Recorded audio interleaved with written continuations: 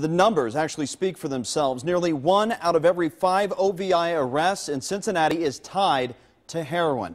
While heroin addicts going through withdrawals say they are sick, and they then say they're getting well when they shoot up, they're putting your life in danger without a care in the world. But I've went into a public bathroom and used at home and then got in the car and drove. I mean, I've done it 1,000 times. And every single time I took a risk, and I didn't realize how much of a risk I was taking, because I always thought, like, it's just like I'm talking to you now. Like, people, I mean, you know, I thought I was good. At the time Bobbie Cizek spoke with me, she was serving 6 months on house arrest for an endangering children charge. She received permission to meet with me away from her home. I was in the front passenger seat. I was so sick. I had been at work all day. I was miserable. And so I tied off and shot in the front seat, in the passenger seat. I kind of turned to the side. I mean, my kids, they couldn't see me. Not that that's any excuse at all. And the vice officer saw me in the mirror, the side view mirror of my car. At that moment, her kids were taken away, and she started a court-ordered drug treatment class, trying to break the addiction that controlled her every hour. Wake up, do a shot. Afternoon comes, you're starting to come down, you need that boost of energy, is what it was for me. Do another shot. Before bed, do a shot, so I don't have to wake up at 5 a.m. sick. So, are you saying that basically you were a functioning heroin addict? I felt like that I was a functioning heroin addict. Hindsight is 20/20, and I know now, absolutely not. Right. Absolutely not. I was endangering my kids every single time. And she says it's no surprise to her that we're hearing about more cases of addicts using and driving. I can pull into a gas station, 2 or 3 guys are at my car. Hey, you mess around? Hey, you want a tester? And they'll just give you some for free, $20, $30 worth for free, just to try it, because then if it's good, then you start buying from them, and that's how they're making their money. Right. And they're giving them out all over town.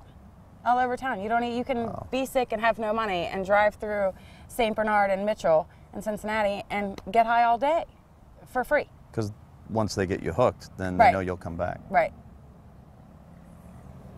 Wow. How do you fight something like that? It is very difficult. The heroin user is so addicted to that drug, they drive to wherever it is, they buy their drug. They can't wait to get it in their system. They put it in their system and then they drive. Bruce Hoffbauer is a 30-year veteran police officer.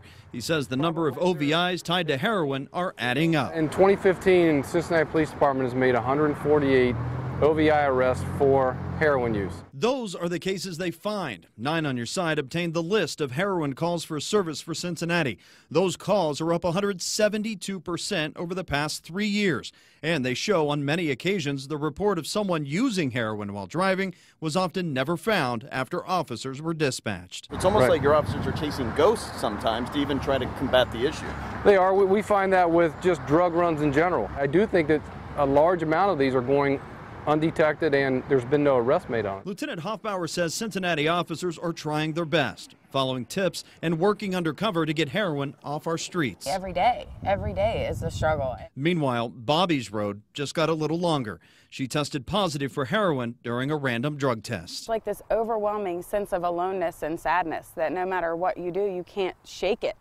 And then it's like the only way to make it go away is to do another shot or to do another line, and then it just goes away. Because that becomes the new normal. It becomes the normal. That's exactly it. It's a normal that she doesn't want. Bobbie is now serving 180 days at the Talbert House for failing that drug screening. As for what you can do to protect yourself and others if you suspect someone is driving under the influence of heroin, first, call 911. Lieutenant Hoffbauer says spotting someone on heroin and driving is just like keeping an eye out for someone who's been drinking and driving. Look for erratic driving, slow driving, things like that. He says if you can safely get a license plate number and then call 911, that's great. And they can get cruisers on the way to hopefully stop them before they crash, injuring themselves or worse, killing someone.